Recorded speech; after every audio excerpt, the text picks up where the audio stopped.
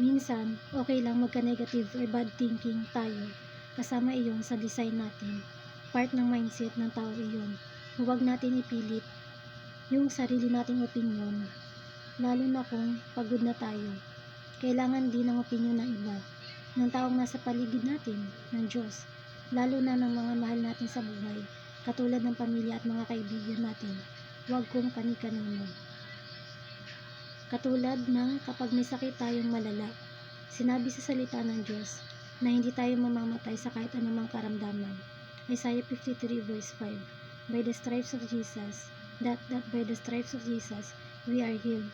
It is finished on the cross 2,000 years ago.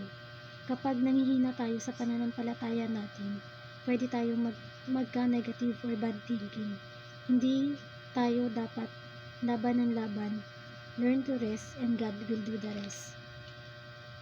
Matuto tayong makinig sa advices ng iba dahil kahit alam nating negative thinking iyon para sa atin in the near future, magagamit natin iyon para sa pinagdadaanan natin, para sa ikabubuti natin. Hindi natin alam ang pinagdadaanan nila, kaya iyon ang naging advice nila or nasabi sa atin. Learn to balance, read the Bible, pray, obey your parents, obey the doctor, and learn from your friends.